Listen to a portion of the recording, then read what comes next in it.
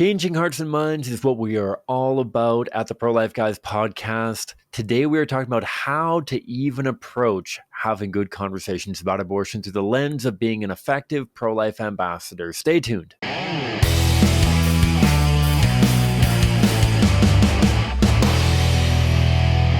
Hi folks, welcome back to the Pro-Life Guys podcast, a show dedicated to equipping you with the tools that you need to have compassionate and compelling conversations about abortion so together we can change minds, save lives, and transform our culture. My name is Cam. I am the host of the show. Thank you all for tuning in and welcome to our first apologetics episode of the year. As I mentioned last episode with our New Year's resolution, my goal is to offer way more apologetics content this year. I know that in when we started out, we offered a lot of apologetics. We kind of got away from that, unfortunately, last year and a little bit of the year before that. We are getting back to our roots and getting back to how to have compassionate, compelling conversations about abortion. And I figure we start at the beginning. We start at the beginning and how we are approaching these conversations in the first place. I'm going to give a big shout out right off the top to one of the greatest minds when it comes to thinking about how we have these conversations, being Greg Koukl. Greg Koukl authored a book called Tactics. It is required reading for most of our interns. It was certainly required reading when I was an intern. I have recommended it to hundreds of pro-lifers. I have given it to pastors and priests to help them not only navigate conversations about abortion, but any kind of disagreement or misunderstanding or dare I say argument. It's a brilliant book that really frames how are we actually approaching conversations with people that we disagree with, because there's an awful lot that goes into winning arguments. We're going to get into that because, yeah, we absolutely have to win the discussions. We have to have superior argumentation and apologetics because the truth is on our side and we need to be able to convey it effectively. Yes. And yet, we need to do more than just win arguments. We need to win people through and while we are winning the arguments, while we are demonstrating the accuracy, the complexity, the beauty, the truth, dare I say, of the pro-life worldview. While we are demonstrating that, we also have to show the goodness and the beauty of the pro-life worldview and the people within it, and the people outside of it as well.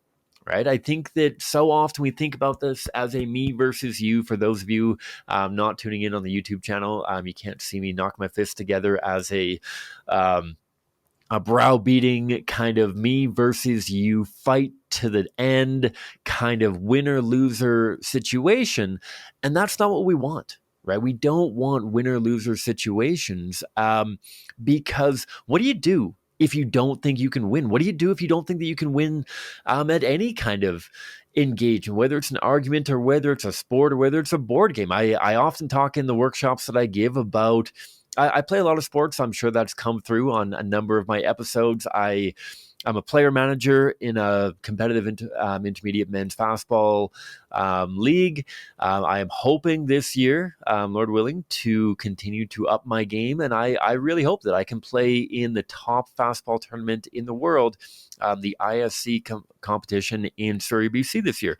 It'll be in August. I'm really hoping that I can find a roster spot on one of the teams going there. I'm really competitive, but I do a lot of other sports and competitive things as well. And I often make the joke, because it's a little bit more niche, I play a lot of badminton.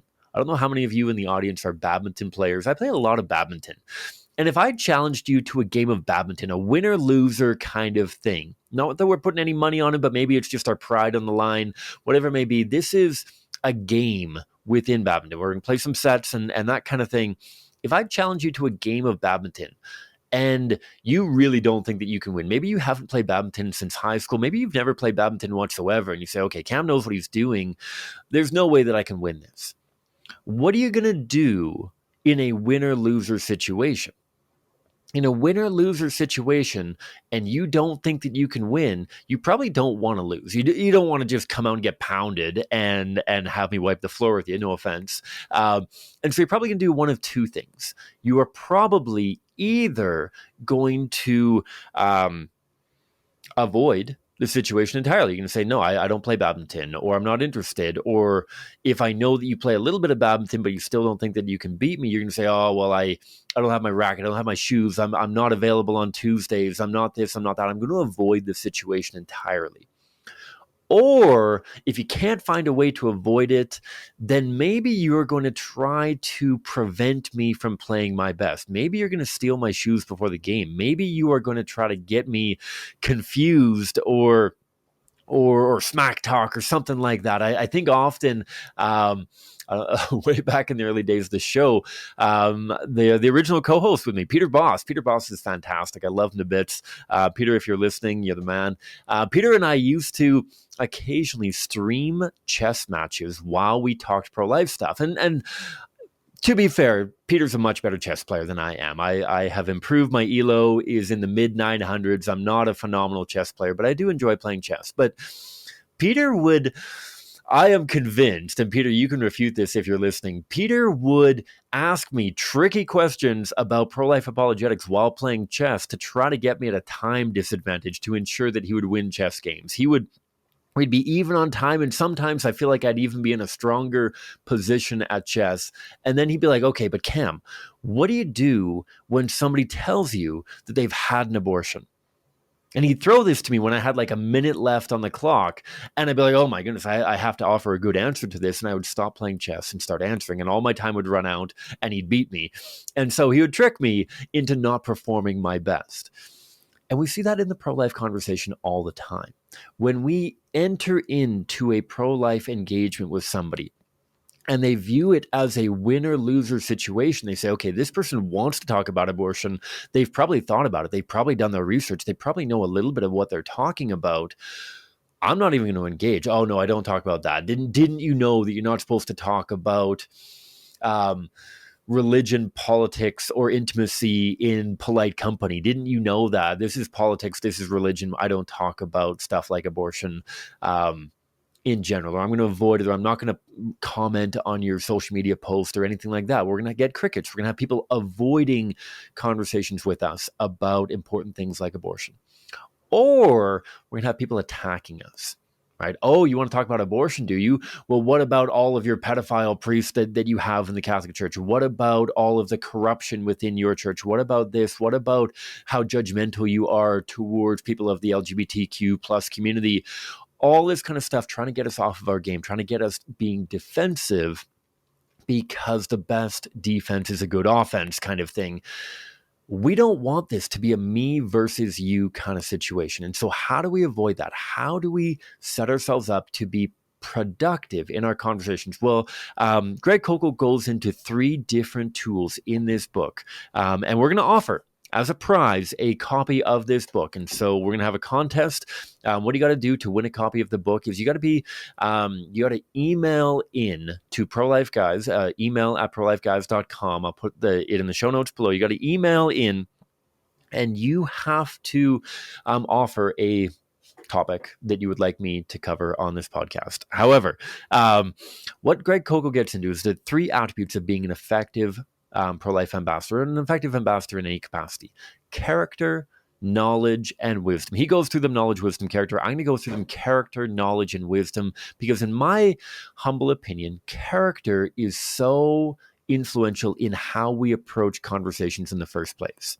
How are we approaching abortion advocates in the first place? Are we thinking that every abortion advocate is some cold-hearted killer, some malicious and demonic representation that just wants to slaughter as many babies as we can? Are we looking at these people as people who want to kill babies, or are we looking at this scenario as not that these women are purely victims, that they have zero culpability, but rather that those who support abortions often have either, 1, never heard an alternative position, or 2, have experienced tremendous suffering and hardship and may have themselves or a loved one been pressured towards an abortion. And so either they've never fathomed the idea of abortion not being an appropriate solution. I've spoken to countless, particularly high school and university students, who I am the first pro-life person that they have ever spoken to, that they view pro-lifers as some kind of mythical unicorn that they know exists out there somewhere, but they have no idea what they actually believe. They have no idea who they actually are. They have only ever understood the pro-abortion worldview because, let's admit it, we are in the third generation of abortion popular opinion, right? The people that you're talking to at high schools and universities, the majority of people having abortions, not only do their parents support abortion, but their grandparents often support abortion. That's how far and deep into this we are. And so if I'm approaching this as in some ways, what chance did this person have? Yes, the Lord has blessed each and every one of us with a mind of our own, and a heart to seek truth and this kind of thing. However, in a broken, fallen world with broken, fallen, sinful people, the vast majority of people have never even heard the pro-life worldview conveyed in any kind of a compelling capacity, if at all. And I think that we need to have compassion for people in that light, and that we have to look at this as medics in a hospital of people who continue to inflict themselves with all sorts of illnesses and diseases and ailments without knowing the difference. People who don't know that they should be washing their hands in between their day-to-day stuff. They don't know that they should be eating a well-rounded diet. We're not going to give people a hard time hundreds of years ago because they didn't know how germs were spread. They didn't know what germs were in the first place, kind of thing. It seems ridiculous that many people don't know that abortion directly and intentionally kills an innocent, valuable member of the human species. However, that's the reality. That's the reality that I've witnessed based on over 10,000 interactions with people about abortion. The overwhelming majority of people genuinely believe the lies that have been pumped to them by now 2 generations ahead of them, the media and everyone else. And so we need to come into conversations with empathy, with an open heart for the people that we are encountering. And that's why having character is often having an attractive manner. Having an attractive manner that people are willing to engage with, having compassion, being willing to listen to understand, not just listening to respond, and really having a heart for them, because the media has painted pro-lifers, often to our shame, accurately, as people who care more about preborn children than we do about born humans. And so when people have in their minds that we don't care about them, that we don't see value in the person in front of us, how could they ever understand why we value the person not in front of us? If we don't value the person who can be seen, why do we value the person who cannot be seen? We need to value both people. We need to value them equally. We need to demonstrate that to them through all of our actions, through our tone, through our language, through how we are engaging with them. And so, first of all, character. Second of all, we need to have knowledge. We need to know what we're talking about. We need to have an informed mind, as Greg Koukl says, an informed mind that is accurate in our understanding. If we are spouting all sorts of inaccuracies and nonsense, if we are saying that a preborn child has a fully functional and rational brain at 6 weeks gestation, that's simply untrue. If we are saying that a 12-week-old embryo can survive outside of their mother's womb and be brought to full term and survive without any kind of support, that's not true. If we are pretending that hard circumstances don't exist and that in a first world country like Canada, that no hardship ever enters into the hearts and minds and experiences of mothers and fathers, then that is just not true. If we believe that every foster home or adoptive family is loving and supportive and perfect angels, that is simply not true. We need to have an accurate understanding of the reality of abortion in Canada, an accurate understanding of prenatal development, an accurate understanding of our arguments. And that's where hopefully this podcast can come in.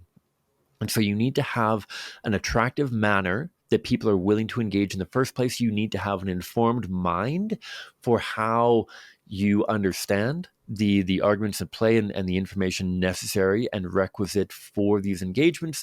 And third and finally, we need to have wisdom. We need to have an artful method, as Greg Koukl says, in conveying this information. This is the whole lens of how we approach. I often talk about how character is how we approach. Knowledge is something that you gain to go into conversation, and wisdom is something that you learn through conversation. Wisdom often is knowing what to say when. How do you demonstrate particular points? How do you ask the right questions? How do you draw people towards the pro-life worldview so that it's not just a stream of consciousness, a whole bunch of random, true and accurate and heartfelt facts about preborn children and prenatal development and supporting mothers and fathers, but rather an artful method in actually having understood where the person we're talking to is at, being able to respond in kind and with appropriate, relevant, realistic, and relatable analogies and questions and building common ground, as we're going to get into in future episodes. And so I often want to tie this together by saying that I often make the joke in my apologetics workshops, the cheesy joke that your parents might get better than you do. But there's a band in the 80s and 90s called Meatloaf, and they had a song called 2 out of 3 Ain't Bad. 2 out of 3 ain't bad, but it ain't great either. That what happens if we have knowledge and wisdom? What happens if we're really smart and really quick-witted and we always have the right thing to say, but we don't demonstrate character? I'm sure that you can think of people in your own life, and maybe you yourself. I know that I have been this person on far too many occasions, having the knowledge and having the wisdom to say the right thing when, but not having the character. How do those conversations go? Often they are very short and they are very heated. When people do not believe that you care about them, that you don't actually appreciate them, value them in any capacity, and that you don't value mothers going through hard situations, fathers going through hard situations, they often have very little time and very little patience for people like you and I, if that's what we're showing. If we don't have character, we're going to have short, angry conversations that are going to end, and that minds are not going to be changed, and hearts are not going to be changed, and lives are not going to be saved. If we have character, if we're really kind and polite and genuine, and we have wisdom in that we are eloquent and we can make things sound really nice, but we don't know what we're talking about. If we're misleading in our information, if we're inaccurate in our information, if we are simply, we don't know, if we can't offer any kind of an answer, let alone a wrong answer for a question asked, how are those conversations going to go? Well, they're not going to be heated, but they're still going to be really short. And they're often going to be very condescending. They're often going to be that proverbial pat on the forehead of, oh, that's so nice that you guys are out here trying to protect preborn babies. That's so quaint and so cute, but so naive. I wish that we lived in the perfect world that you believe that we live in, that mothers and fathers don't need abortions. I wish that all of this was true that you're saying to me, but it's simply not. Mothers need abortions. That's so nice. Go grow up or live in the real world or learn how hard this world really is. We get this really short and very condescending kind of conversation. And finally, if we have knowledge and we have character, but we don't have wisdom, we don't know what to say when, and we're just a really kind, really polite, really caring, really knowledgeable person, then we're going to have really long conversations. And that might be a step in the right direction, but we're also going to have very confusing conversations. If we're just kind of shooting from the hip and saying whatever comes into our mind without any kind of a roadmap, without any kind of a coordinated process for how we're having conversations, then we're going to have really long, really well-meaning, really enjoyable even, but really ineffective and really confusing conversations. And so we need all three. We need character in how do we compassionately approach conversations with empathy and with true Christian charity. We need to have knowledge. We need to have an accurate and informed mind so that we have the answers that are demanded of us. And we need wisdom for how to know what to say when, to have an artful method in conveying our pro-life worldview. And so that's how we want to be approaching conversations. That is the whatever 10,000 feet elevation, aerial view, bird's eye view. This is the lens through which we want to approach pro-life conversations. I hope that makes sense. Again, we're doing a giveaway. If you want a giveaway book, email me at email@prolifeguys.com with a topic that you want me to cover, an apologetics question or area of focus that you want me to cover. You'll be entered into the draw. We'll do the draw in a week or two, and we'll announce the winner of the draw. You'll get a copy of Tactics by Greg Koukl. Phenomenal read. Highly recommend it. And with that, we're going to wrap up our first episode. I hope that some of these episodes can be a little bit tighter than they have been in the past. I hope that they're helpful for how you're having conversations. Don't forget to register for our online crash course, January 19th and 20th. If you're listening to this after the crash course has happened, you can still purchase all of the recordings for $10. You get all of the recordings. We give 5 talks over the course of the weekend, all recorded, all can be yours for $10. I know that you can get a lot of the content through the podcast as well, but this is a bit of a fundraiser for the show to help us continue to grow, to send thank you gifts to our wonderful guests that are coming on the show to help cover some of the overhead cost of the software and hardware that go into recording the show. So thank you a ton for tuning in. May God bless you abundantly wherever you're at. Hope hours are left in your day.